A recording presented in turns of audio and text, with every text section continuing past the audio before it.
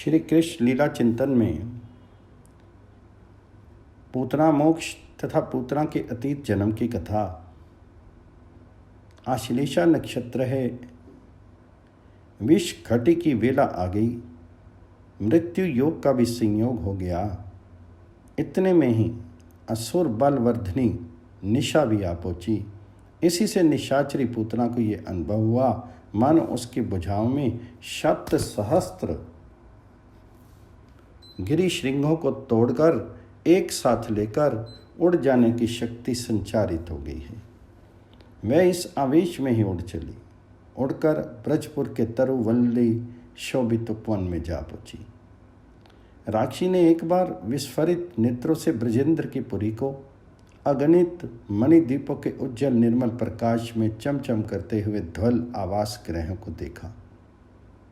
उसे अतिशय आश्चर्य है कि आज 7 दिन तक ये नंद ब्रज उसकी कराल दृष्टि से बचा कैसे रह गया। अब तक वह नगर ग्राम गोष्ठों में घूमती हुई अपने विश्व में दुग्ध का पान करा करके शस्त्रों शिष्यों के प्राण हरण कर चुकी है। ये प्राण हरण का खेल खेलती हुई प्रतिदिन ही अनेकों बार इस उपवन की सीमा तक आ पहुंची है, पर एक बार भी नंद ब्रज की ओर उसका ध्यान क्यों नहीं आकर्षित हुआ। इतना ही नहीं, वह सुन भी चुकी है कि जिस क्षण आकाश चारनी उन अष्टभुजा देवी ने कंस को सावधान किया, उससे कुछ पूर्व उसी रात्रि में ब्रजराज नंद को एक अतिशय सुंदर पुत्र हुआ है। और तो क्या, इस पुत्र का प्राण हरण करने के लिए कंस ने विशेष रूप से आज्ञा भी दी थी, पर इन बातों को निरंतर 7 दिन तक वह भूली क्यों रही। एक बार भी तो ये बातें उनकी स्मृति पथ में नहीं आई। ऐसा हुआ ही क्यों। इन बातों की मीमांसा करने में राक्षसी ने बड़ा प्रयास किया, पर सभी निष्फल, सभी व्यर्थ। वह कारण ढूंढ नहीं सकी, ढूंढ सकती भी नहीं, क्योंकि शिशु रूपधारी गोलोक विहारी नरकृति पर ब्रह्म पुरुषोत्तम भगवान की अचिंत्य लीला महाशक्ति के प्रभाव से ही ये बातें घटित हुई हैं। राक्षसी की दृष्टि महामहिम भगवान की, उनकी लीला शक्ति की योजना का वास्तविक अनुसंधान पा ही कैसे सकती है। अब तक उसने अगणित बालकों की हत्या अवश्य की है, पर किन बालकों की? केवल उन्हीं की जो नर के आवरण में क्रूर राक्षस थे। राक्षस कुल की वृद्धि करने, धरा का भार बढ़ाने के लिए कंस पक्षीय राक्षस कुलों में उत्पन्न हुए थे। वे अब तक एक भी ऐसे शिशु को स्पर्श तक नहीं कर सकी है जो भगवत आश्रित कुल में भक्त कुल की परंपरा वृद्धि करने आया है। लीला शक्ति की प्रेरणा से कंटकनेव कंटकम की तरह उसके द्वारा तो धरा का भार ही हल्का हुआ है, किंतु इस रहस्य को वह नहीं जान सकती तथा अभी वह पूतना ये समझ ही नहीं सकती कि उसी लीला शक्ति के संचालन में ही वह आज यशोदा गोकुल के चिन्मय भूमि को स्पर्श करने में, उसमें प्रवेश पाने में समर्थ हो सकी है। अन्यथा ये नियम है कि असुरों का असुरी शक्ति का प्रवेश तो वहीं संभव है जहाँ भक्त जन पालक श्री हरि के समस्त विघ्न बाधाहारी परम मंगल में नामों एवं गुणों के श्रवण कीर्तन आदि नहीं होते। हरि नाम गुण परिपूरित देश में तो असुरी छाया तक नहीं पड़ सकती। ये तो है उनके नाम गुण आदि की महिमा। यहाँ इस नंद गोकुल में तो वे स्वयं पधारे हुए हैं। गोकुल का अणु अणु तद्रुप हो चुका है। ऐसे गोकुल में राक्षसी पूतना आ ही कैसे सकती है। पर अब विलंब का अवसर नहीं। नंद प्रासाद मानो पूतना को अपनी ओर खींच रहा है। वह यातुधानी नंद नंदन के प्राण हरण के लिए आतुर हो उठी। उसने ब्रजपुर के नगर फाटक की ओर दृष्टि डाली। दिख पड़ा अत्यंत बलिष्ठ बहुत से गोप धनुष पर प्रत्यंचा चढ़ाए, बाण हाथ में लिए प्रहरी का कार्य कर रहे हैं। वे अतिशय सजग हैं। उनके मुख पर एक अद्भुत तेज है। ऐसे विलक्षण मानवीय तेज का दर्शन राक्षसी ने पहली बार किया।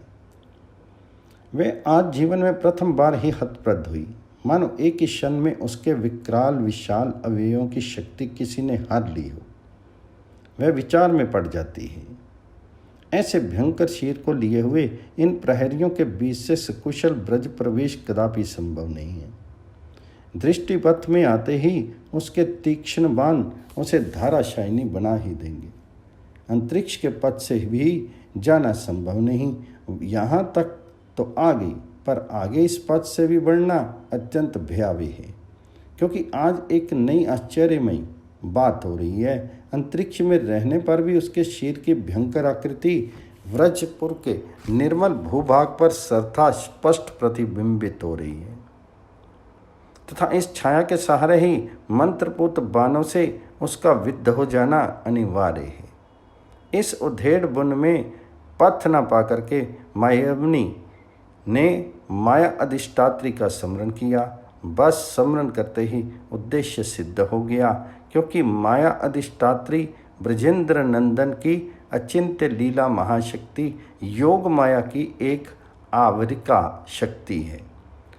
यातुधानी ने प्रकारांतर से लीला शक्ति का ही आवाहन कर लिया। मायावनी की माया जागृत उठी। दूसरे ही क्षण उसने भयानक अव्यय एक अतिशय मनोहर सुंदर 16 वर्षीय रमणी के रूप में परिणित हो गई। शरीर से सौंदर्य का स्तोत्र झरने लगा, मानो उर्वशी, अलम्बुषा, रंभा, घृताची, मेनका, प्रलोमचा, चित्रलेखा, तिलोत्तमा, इन सुरपुर वासनी अप्सराओं का समस्त सौंदर्य एकत्र होकर पूतना के इस शरीर में आ गया हो। इतना निराला सुंदर रूप प्रकाशित हुआ। ऐसे मोहन रूप से सज्जित होकर के वह पुर के बहिर्द्वार पर आ जाती है। गोप प्रहरीगण चित्र लिखे से शांत स्थिर देखते ही रह जाते हैं और वह नंद भवन की ओर चल पड़ती है। वे प्रहरी कल्पना राज्य में जाकर के सोचने लगते हैं, क्या ये रमणी दुष्प्रधर्ष ब्रजपुर देवता का ही मूर्त रूप है, अथवा स्वयं शोभामयी त्रिलोक्य लक्ष्मी ही है। जलधर विहीन घोर वर्णा विद्युल्लताएं ही धन होकर इस रूप में आई हैं क्या, कि वह चंद्र विरहित सुशीतल चंद्रिका ही रमणी बनकर आ गई है। नंद भवन की ओर जाती हुई पूतना को गोपांगनाओं ने भी देखा। उनकी लहराती हुई सुंदर वेणी में मल का पुष्प गुम्फित हैं। बृहत नितंब बहार एवं वक्षस्थल के कारण रमणी किशोरदी है। सुंदर वस्त्र से उसके समस्त अंग आच्छादित हैं। हिलते हुए कर्ण कुंडलों की आभा से केश राशि दमक रही है। ऐसी दमकती हुई कुंतल राशि से उसका मुख अलंकृत है। होठों पर रम्य मंद मुस्कान है। समित समन्वित वक्र कटाक्ष विक्षेप से व्रजवासियों का मन हरण सा करती हुई एक हाथ से कमल पुष्प घुमाती हुई वह मंथर गति से चली जा रही है। गोपियों ने समझा, आश्रय ढूंढती हुई संपत अधिष्ठात्री श्री स्वयं आई है। ब्रजेश तने को सर्वोत्तम आश्रय पति रक्षक जान करके उन्हें देखने आई है, वरण करने आई है। इस प्रकार सभी विमुग्ध हो गए। किसी ने उसे नहीं रोका। निर्बाध वे वहाँ जा पहुँचती है जहाँ ब्रजरानी शिशु को लाड डा रही है। बैठी होती जसोदा मंदर हुलरावती सुत श्याम कन्हाई, प्रगट भई तैं आई पूतना, प्रेरित काल अवधि नीराई। आज दिन में ब्रजरानी ने अपने शिशु का पलना झूलना उत्सव किया था। कनक रतन मणि पालनो गड़यो काम सुतहार, विविध खिलौना भांति के गज मुक्ता चहु धार। जननी उबटी अनहवाय के अतिक्रम सो लय गोद, पीड़ाए पट पालने शिशु निरखी निरखी मन मोद। अति कोमल दिन सात के अधर चरण कर लाल, सूर श्याम छवि अरुणता निरखी हर्ष ब्रज बाल। तथा अभी भी वे रोहिणी एवं अन्य गोपियों के साथ बैठी हुई शिशु को उसी पालने पर लिटा करके मुख चूम चूम कर गीत गा रही है। राक्षी उनसे कुछ दूर पर खड़ी हो जाती है। किसी अज्ञात प्रेरणा से नंद रानी की दृष्टि उस ओर आकर्षित होती है। हठात एक अतिशय सुंदरी दिव्य रमणी को देख करके वह चौंक पड़ती है, बरबस उठ पड़ती है, अभ्यर्थना करने लग जाती है। आवती पीठ बैठनो दीनो, कुशल पूछी अति निकट बुलाई। पूतना के मुख पर एक पैशाचिक उल्लास छा जाता है तथा वह मधु मिश्रित स्वर में अपना परिचय देने लगनी है। गोपिकाओं, मैं मथुरा वासिनी ब्राह्मण पत्नी हूँ। अभी संदेशवाहकों के मुख से परम मंगल सूचक समाचार सुन पाई कि नंदराय को इस वृद्ध वयस में सर्वसुलक्षण संपन्न पुत्र हुआ है। बस ये सुनते ही मैं उसे देखने और अभिलक्षित आशीर्वाद करने चली आई। ब्रजेंद्र गहनी एक टक उसकी ओर देखती रहती है। वह कहती ही चली जाती है, ब्रजरानी सुनो, एक और भी रहस्य की बात है। मेरे इस सर्वमंगलदायी दुख से निरंतर अमृत झरता है, जिसके पीने से तुम्हारे शिशु का शीर अमर हो जाएगा। अतः मैं तुम्हारे बच्चे की सर्वसुखदायिनी धाय बन करके ये अमृत में दूध भी उसे पिला दूंगी। निशाचरी यशोदा नंदन की ओर बढ़ने लगी।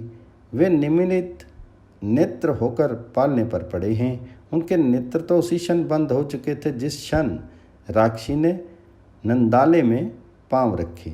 नेत्र बंद क्यों हुए? पर ब्रह्म की ये योगेंद्र मुनेन्द्र मनोहारिणी लीला देखते हुए अंतरिक्ष में अवस्थित ऐश्वर्य प्रवण भावुक भक्त भावना के राज्य में जाकर इनकी कल्पना करने लगते हैं। संभवतः बाल्य लीलाधारी श्री हरि ने शिशु सुलभ भंगिमा का अनुकरण करते हुए ही ऐसा किया है, अथवा ऐसी दुष्टा का मुख देखना उन्हें अभिप्रेत नहीं हुआ, इसी से उनके नेत्र कमल संपुटित हो गए। ये भी कारण हो सकता है कि अनंत अप्राकृत सद्गुण निकेतन ब्रजेंद्र नंदन अतिशय लज्जा का अनुभव कर रहे हैं। उन्हें संकोच हो रहा है, इसके प्राण हरण करने पड़ेंगे।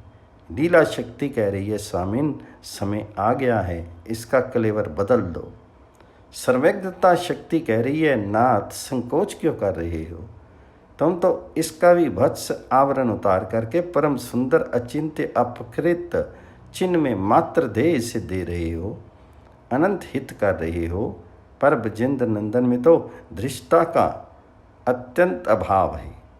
परम हित के लिए भी प्राण हनन जैसे कठोर कर्म में उनकी अब रुचि क्यों होने लगी? वे सोच रहे हैं, तारा पर मारकर ही तो इस ग्लानि से ही मानव श्याम सुंदर की श्याम पुत्री पलकों की ओट में जा छिपी, अथवा गोलोक विहारी ने निश्चित कर लिया, इसे अपनी जननी बनाऊंगा। प्राण घातनी बनकर आई, पर मैं इसे प्राण धारनी बना दूंगा, क्योंकि मेरे पास आई है। इसकी देह बदलते समय तो इसे अतिशय पीड़ा होगी ही। मरणकालीन यंत्रणा से छटपट करती हुई इसकी विकल दशा में नेत्रों से देखूं? नहीं, कभी नहीं देखूंगा। मानो इस कोमल भावना ने ही उनके नेत्र बंद कर दिए। यह भी संभव है कि पूतना का मनोरथ पूर्ण करने के लिए ही उन्होंने आंखें मूंद ली। वह दुग्धपान कराने की इच्छा से आई है। विभत्स अंगों को इतने मनोहर कलेवर में माया से छिपाकर सामने हुई है। यदि यशोदा नंदन के नेत्र खुले रहते तो मायामनी की माया तत्क्षण नष्ट हो जाती। उसका विकराल शेर नंदरानी को उसी समय दिख जाता। वे अपने हृदय धन को छाती में छिपाकर उसी समय मूर्छित हो जाती। धनुर्धर गोपों एवं राक्षसी में युद्ध छिड़ जाता। सारी व्यवस्था बदल जाती। दुग्ध पान कराने का मनोरथ अपूर्ण रह जाता। इसलिए नेत्रों को उन्होंने आच्छादित कर लिया है, अथवा सर्था दूसरा ही कारण है। ऐसा प्रतीत होता है मानो प्रभु इधर से पूतना की ओर दृष्टि समेटकर अंतर की ओर चले गए हैं। सर्वज्ञ स्वामी ने अपने उदर में अवस्थित अनंत लोकों की आकुलता जान ली है। दीनबंधु ने देखा, इस क्षण मेरे उदर में स्थित सभी प्राणी व्याकुल है। प्राणी सोच रहे हैं, ये राक्षसी दुग्धपान कराने के बहाने हालाहाल कालकूट विष पिलाने आई है। इस मलिन गूढ़ अभिसंधि को लेकर ही ये सामने खड़ी है। और यदि प्रभु ने भी विषपान कर लिया, विष को उद्रस्त कर लिया, तो उस दुस्सह विष के संपर्क से हम लोगों की क्या दशा होगी? हम लोगों का तो सर्वनाश हो जाएगा। इस विचार से वह अतिशय व्यथित हैं। इसलिए मानो सर्वेश्वर सर्वलोक महेश्वर ने उन व्याकुल प्राणियों को अभय प्रदान करने अंतरदेश में जाकर के डरो मत, विष से निर्भय रहो, मैं पीऊँगा, फिर भी विष की ज्वाला तुम्हें स्पर्श तक नहीं कर सकेगी। इस प्रकार अभयवाणी सुनाने के लिए ही अपने नेत्र बंद कर लिए हैं, इधर से दृष्टि हटा ली है। कुछ भी कारण हो, ब्रजेंद्र नंदन के अंजन अंजित निमीलित नेत्रों की शोभा तो देखते ही बनती है, मानो नीलकमल कोरकों की संपटित अग्रिम पंखड़ी पर दो मधुमत भ्रमर विश्राम कर रहे हों। ब्रजरानी रोहिणी एवं अन्य गोपियों के देखते ही देखते वह राक्षसी यशोदानंदन को गोद में उठा लेती है और अतिशय वात्सल्यपूर्ण प्रेम पूरी हाव भाव का प्रदर्शन करके कंचकी को अपसारित करती हुई उसके लाल लाल होठों पर दुर्जर विष संसिक्त स्तन अग्र रख देती है। शिशु यशोदानंदन चुक चुक शब्द करते हुए दूध पीना आरंभ करते हैं, पर वे केवल दूध ही नहीं पीते, दूध के साथ साथ या तो धानी के मलिन प्राणों को भी पीने लग जाते हैं। 2 ही 4 क्षणों में पूतना के समस्त मर्म स्थानों में अतिशय पीड़ा होने लगती है। वह छोड़, अरे छोड़ छोड़ छोड़ कहती हुई बालक को वक्षस्थल से उठाकर लग फेंक देना चाहती है, पर उसने तो स्तनों को हाथों से अत्यंत दृढ़तापूर्वक पकड़ लिया है। राक्षसी ने अपना सारा बल लगा दिया, तो भी हाथ तो छूटते नहीं। इधर प्राण धमनी प्राण शून्य होती जा रही है। अब तो मर्मांतक व्यथा से वह हाथ पैर पटकने लगती है, बार बार भयंकर चीत्कार करने लगती है, पर यशोदानंदन तो दूध पीना नहीं ही छोड़ते। इतनी ललक से पी रही हैं मानो दूध नहीं अमृत की धारा हो। वास्तव में ही अब वह विश्व में दुग्ध धारा नहीं रही है। उनके बंदूक पुष्प की कलिका सदृश अर्निम अधर पुटों का संस्पर्श पा करके अमृत धारा बन चुकी है। सुरसरी गंगा का पावन प्रवाह जैसे सुकृत नाशनी कर्म नाशा की जल धारा को खींच लेती है, खींचकर अपने में मिला करके अपना रूप दे देता है, ऐसे मलिन धारा भी पितरतम बन जाती है। जैसे ही यह पूतना स्तन निर्गत विष धारा भी अत्यंत पूत पीयूषमय बन गई। यशोदानंदन को वक्षस्थल पर लटकाए पूतना विद्युत गति से आंगन में चली आती है। सारे अंग पसीने से भीग गए, अब आंखें भी उलट गई हैं। इसी अवस्था में मानो किसी ने हाथ से उठाकर उसे ऊंचे आकाश में फेंक दिया। इस तरह में मायावनी ऊपर उड़ने लगती है।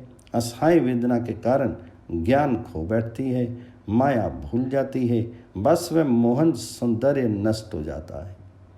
उसके स्थान पर अत्यंत विकराल विशाल उलूकी शरीर प्रकट हो जाता है।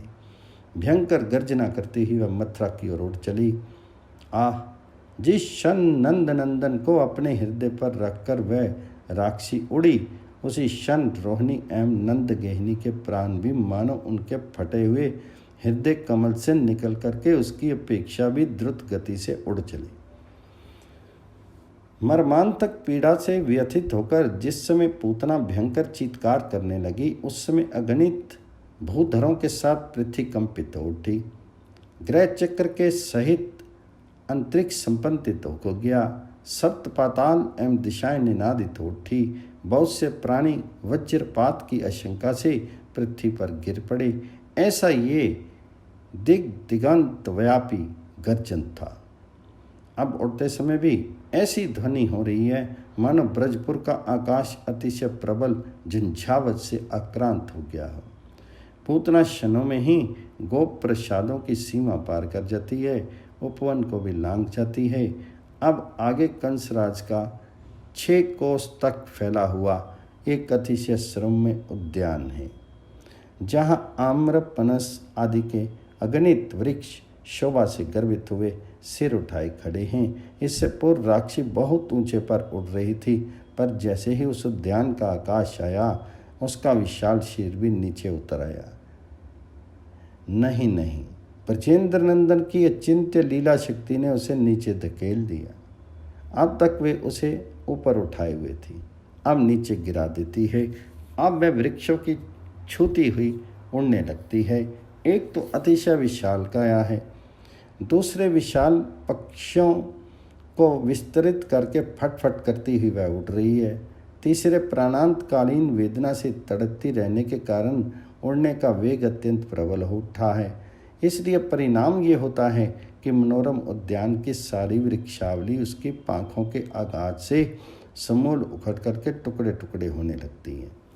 6 कोस की सीमा पार करने पर राक्षी को कुछ ही क्षण लगे, पर इतनी ही देर में उसके पक्ष संचालन की चोट से कंस उद्यान का एक एक वृक्ष चूर्ण विचूर्ण हो गया। 6 कोस के विस्तार का वह उद्यान सहसा वृक्ष शून्य हो गया। राक्षी ब्रज की तो किसी एक लतावल्ली का भी एक पत्र तक नष्ट नहीं कर सकी, पर उसी के द्वारा कंस की विशाल वाटिका उजड़ गई। ऐसा इसलिए हुआ कि वाटिका असुर कंस की थी। वाटिका के वृक्ष भी असुर भावपन थे। इसमें कुछ भी आश्चर्य नहीं है। वृक्ष शाखा, पुष्प, फल आदि के भी 2 विभाग होते हैं। एक वृक्ष तो वे हैं जिनकी छाया में ऋषि आश्रमों की सत कुटीरों की प्रतिष्ठा होती है, जिनके आल वाल पर बैठ करके भाव मत भक्त मंडली भगवत गुणगान का रस लेती है।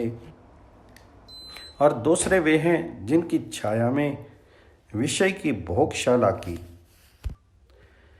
पापरत धन दुर्मद अंध के विश्राम आगार की रचना होती है, जिनकी वेदी पर बैठकर लंपटों की टोली मदपान करती है।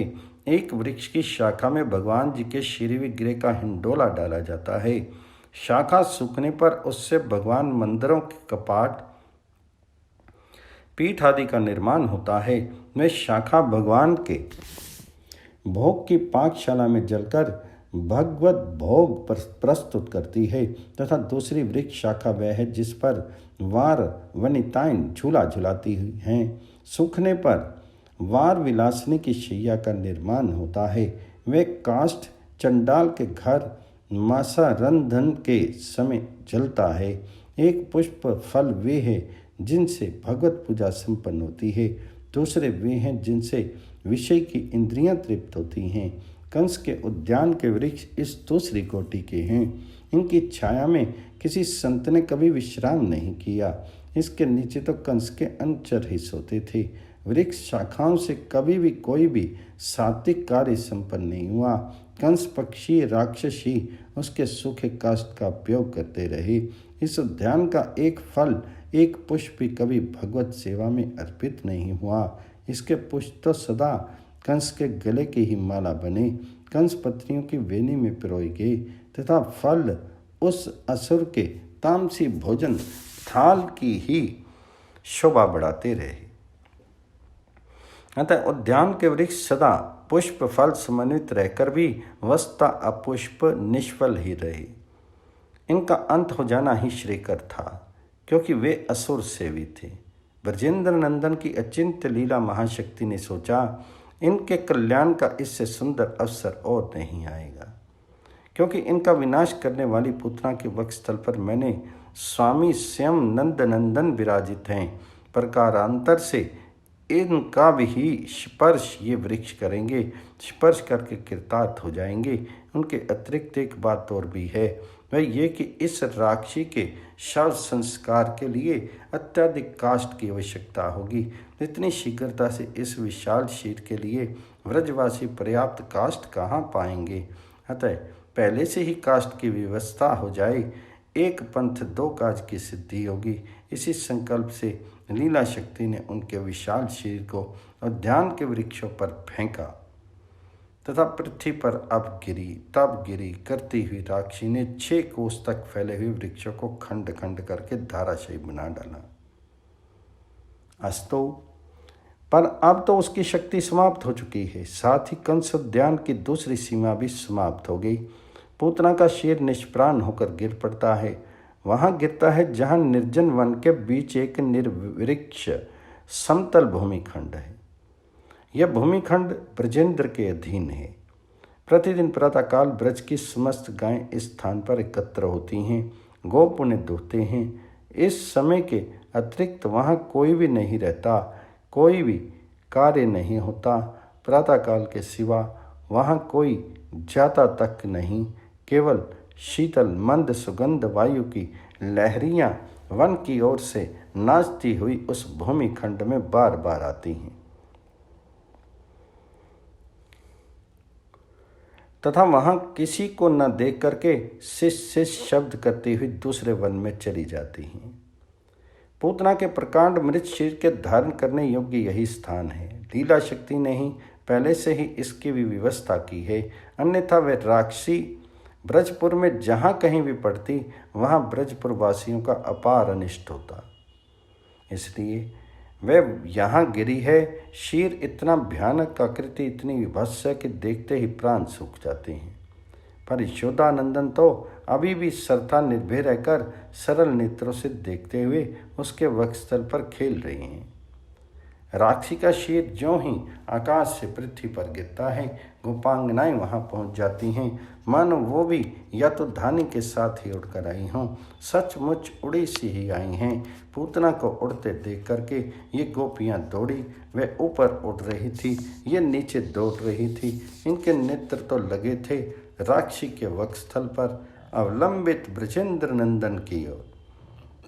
फिर भी चरण किसी अचिंत्य शक्ति से आविष्ट होकर मणि में मंत्रों के स्तंभ, भीति, आच्छादन एवं कलशों का उपवन के विभिन्न वृक्ष शाखा वल्लियों का अतिक्रमण करते जा रहे थे। गोपांगनाएं ऐसी निर्बाध बढ़ रही थी जैसे मार्ग में उपयुक्त मंदर वृक्ष आदि का सरथा अस्तित्व ही ना हो। वह एक विस्तीर्ण समतल भूमि खंड हो, ऐसा होना ही चाहिए, क्योंकि ये नियम है।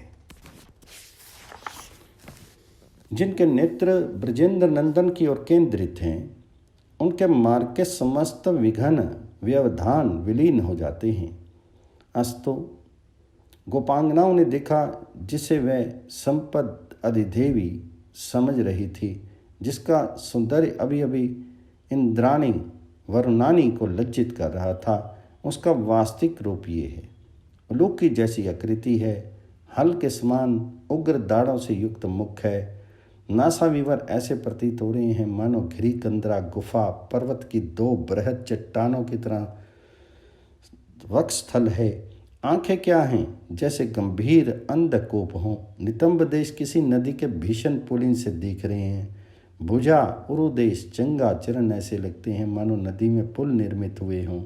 उधर जल शून्य सरोवर सा दिखता है, पर धन्य भाग नंदरानी का, नंद का, उनका ये सांवरा तो इनके चुंगल से सरथा अक्षत जीवित बच निकला।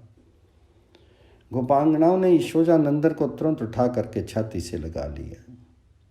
उन्हें लेकर वे क्षणों में ही वहां जा पहुंचती हैं जहाँ नंदरानी एवं रोहिणी मूर्छित पड़ी हैं। इन माताओं की मूर्छा तभी टूटी जब इन्हें नंदनंदन का स्पर्श प्राप्त हुआ। झरझर बहती हुई अश्रुधारा से पुत्र का अभिषेक करती हुई, सिर, कपोल एवं होठों का चुंबन करती हुई प्रेम अवश्य नंदरानी पुनः मूर्छित हो जाती है। पर इस बार की मूर्छा में नंदरानी का प्रत्येक रोम आनंद से बार बार पुलकित हो रहा है।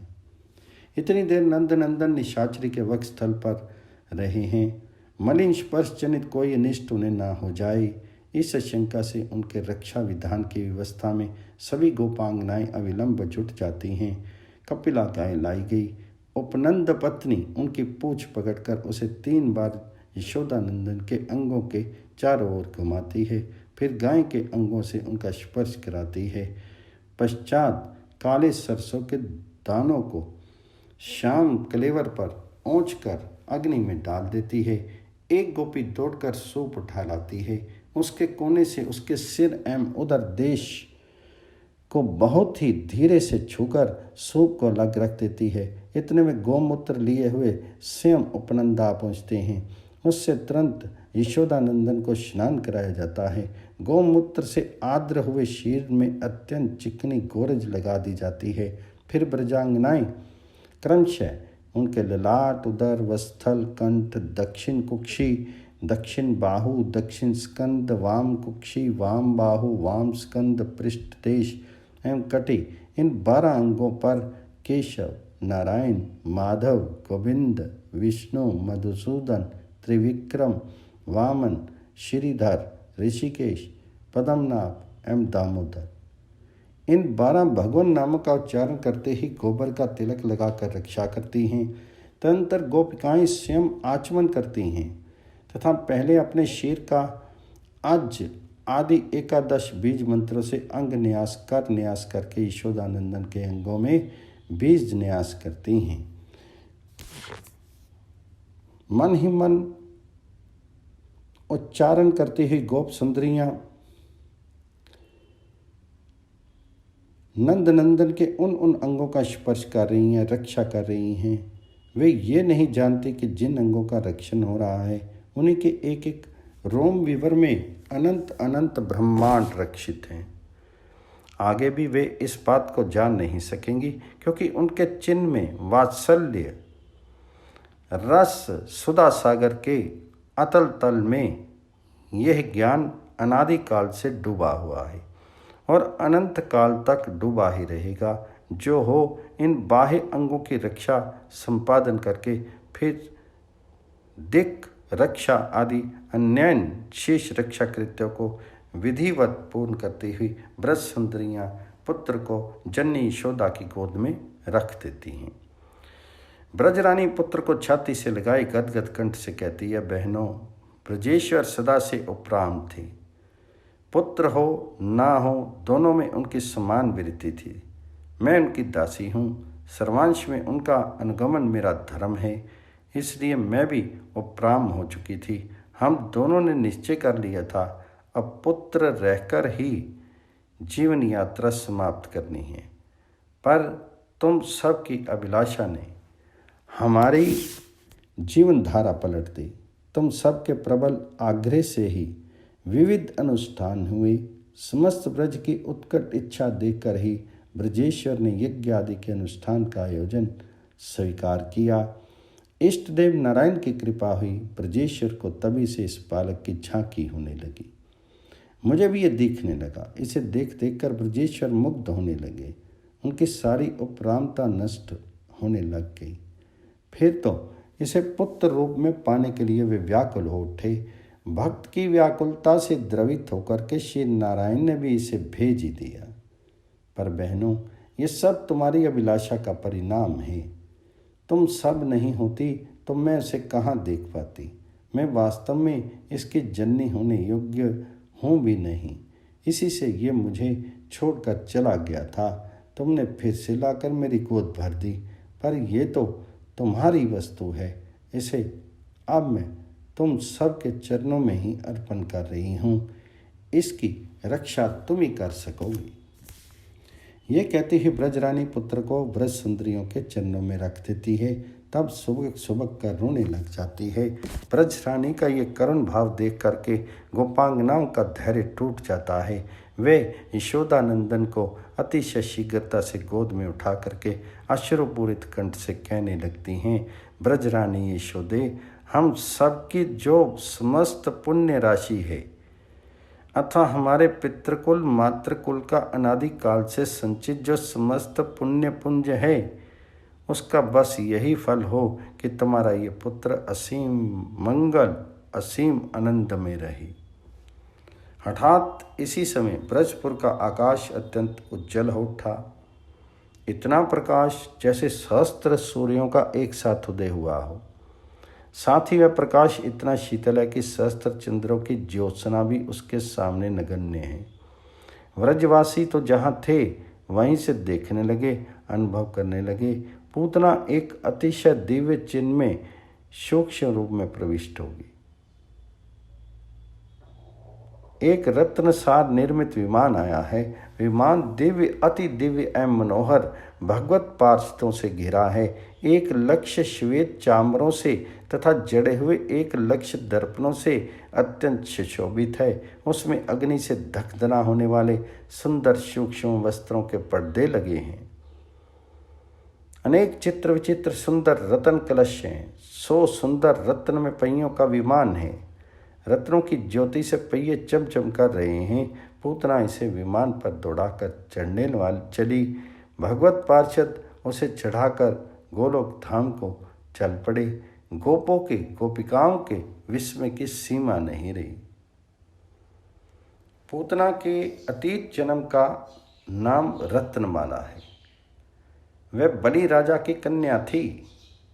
जिस समय भगवान वामन राक्षसराज बलि के यज्ञ में पधारे थे, उस समय वामन के सुंदर खर्व कलेवर को देख करके रत्नमाला का अंतर हृदय वात्सल्य से भर गया था और उसकी अभिलाषा हुई, इस बटु को मैं पुत्र के समान अपने वक्षस्थल पर धारण करती, ये मेरा दुग्ध पान करता। अभिलाषा वामन के हृदय में प्रतिबिंबित हो गई। नहीं नहीं, सदा के लिए अंकित हो गई।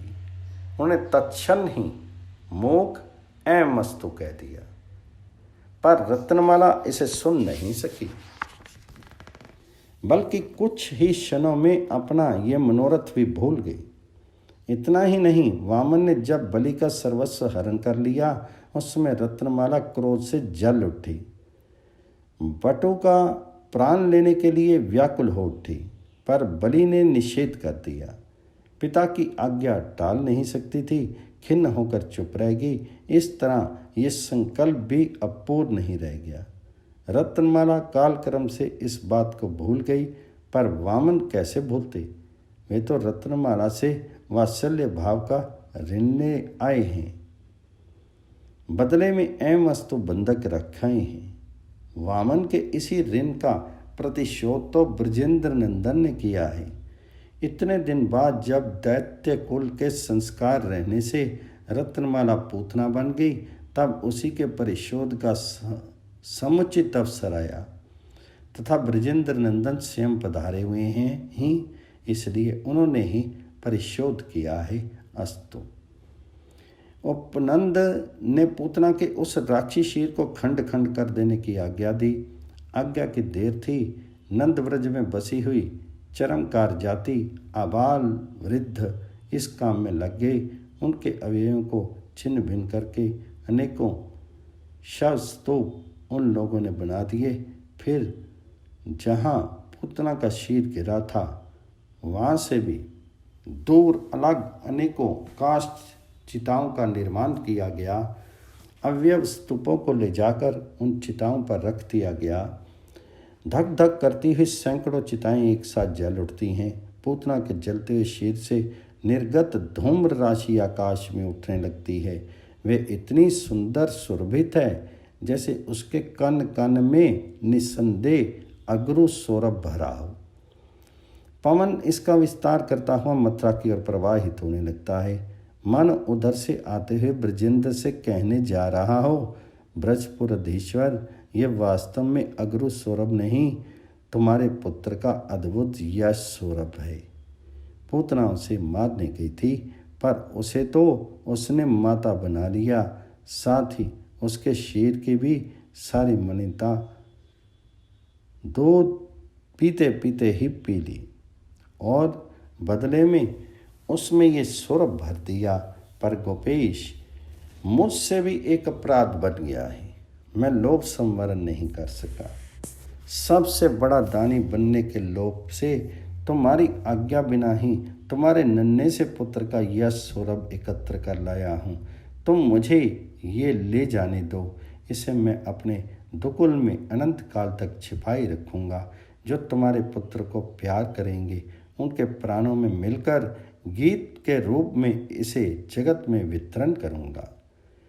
ऐसी कौन प्रभु की रीति, विरध हेतु पुनीत परिहरी, पावरनी पर प्रीति, कई मारन पूतना कुछ काल कूट लगाड़ी, मातों की गति देई ताहि कृपालु जादवराई।